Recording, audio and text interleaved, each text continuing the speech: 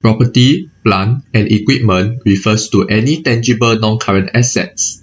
Given that it is an asset, a company that wants to manipulate its account is more likely to inflate its property, plant, and equipment. The key assertion when auditing property, plant, and equipment are the existence, rights, and valuation of the property, plant, and equipment. These are the tasks an auditor will perform to verify the existence, rights, and valuation of property, plant, and equipment. All property, plant, and equipment appearing in the company's fixed asset register must exist, and the rights must belong to the company. The cost of the property, plant, and equipment must be recorded at cost, and this cost must be capitalized correctly. Also, adequate depreciation and impairment loss must be provided for the property, plant, and equipment. These tasks should be quite intuitive. To verify if an asset exists, an auditor can request to visit the factory and check if all the assets stated in the fixed asset register really exist. To test whether new fixed assets brought into the company really exist, the auditor should check the invoices, payment vouchers, and figure out the date the fixed asset was received. Most importantly, the fixed asset must be received before year-end.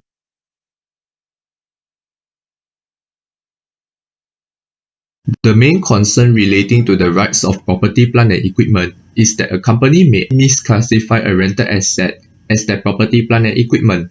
Therefore, an auditor should search for contracts or invoices that may provide more information about the fixed asset.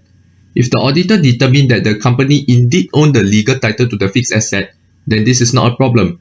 But what if the fixed asset is actually a rented asset, not something the company owns? The auditor needs to look out for FRS 116 on leases to assess whether the lease is an operating lease or a finance lease.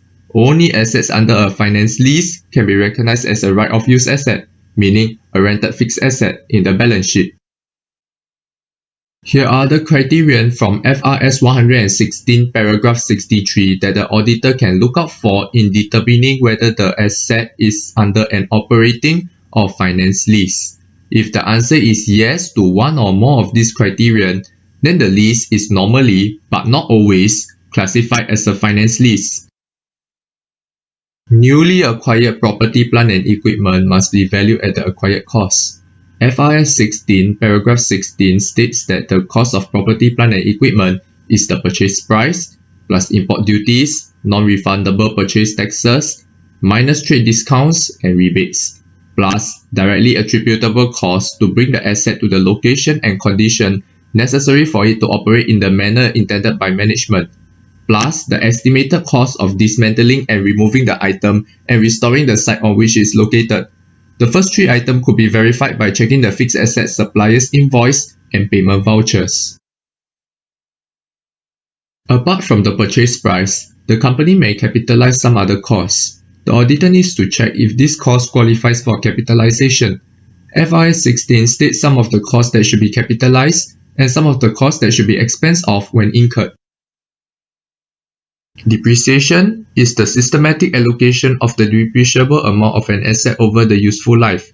This affects the asset's valuation. An auditor can test the reasonableness of depreciation expense by recalculating the depreciation expense. This is to ensure the company did not make any calculation error when calculating its depreciation expense. The accounting policy will state the useful life and method of depreciation. The auditor should also ensure that the accountant followed the accounting policy in depreciating the fixed asset. Lastly and most importantly, the auditor should assess whether the accounting policy is reasonable. Usually, the auditor is concerned about whether the useful life of an asset is reasonable, because the company may choose an excessively long useful life to slow its depreciation and overvalue the property, plant, and equipment. Depreciation involves a lot of judgment, so FRS 16 paragraph 56 provides some guidelines on how to determine the useful life. An auditor should look out for the following points when assessing the reasonableness of useful life. Expected usage of the asset. Usage is assessed by reference to the asset's expected capacity or physical output. Expected physical wear and tear. Technical or commercial obsolescence arising from changes or improvement in production or from a change in the market demand for the product. or service output of the asset. Legal or similar limits on the use of the asset, such as the expiry dates of related leases. Now you are probably thinking, it still involves a lot of judgment to determine the useful life when considering these factors. Yes, that's true. Depreciation is naturally a judgmentative process. Only the useful lives of asset with a legal limit on use is easily determined. You just take the time period provided in the contract or other legal documents. An example of an asset with a legal limit on use is renovation on leased property. The useful life would be the remaining lease period, because after the lease, the renovation needs to be undone. Anyway, if the auditor determined that the company used an incorrect useful life, the error must be corrected for the current year and prior years. Let me illustrate an example on how we do this. Assume the asset's cost is $10,000. The company depreciated it over 10 years. In the third year, the auditor assessed that 10 years is incorrect. It should be depreciated over 5 years instead. The company will depreciate the asset by $1,000 each year. So at the end of the third year, the accumulated depreciation is $3,000. The correct depreciation according to the auditor is $2,000 each year. So the correct accumulated depreciation at the end of the third year is $6,000. Here, we noted that the annual depreciation charge is undercharged by $1,000. The accumulated depreciation at the end of the third year is understated by $3,000. So here's the adjusting journal entry to correct this error. Debit depreciation expense by $1,000, debit retained earnings by $2,000, and credit accumulated depreciation by $3,000. When we debit depreciation by $1,000, it corrects the current year depreciation expense. And when we debit retained earnings, we are correcting the error for the past 2 years. We debit retained earnings because the depreciation expense for the past 2 years would have entered the retained earnings account.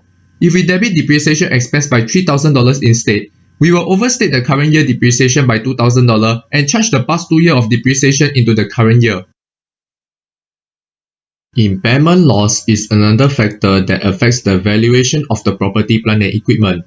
FRS 36 states that an asset is impaired if the recoverable amount is below the net book value, and the recoverable amount is either the fair value less cost of disposal or the value in use, whichever is higher. The auditor should consider whether there are any known facts which might indicate that the asset is impaired. One way to check this out is to read the minutes of meetings to find out if an asset is impaired. Normally, when an asset is impaired, the company will discuss this matter in the meetings.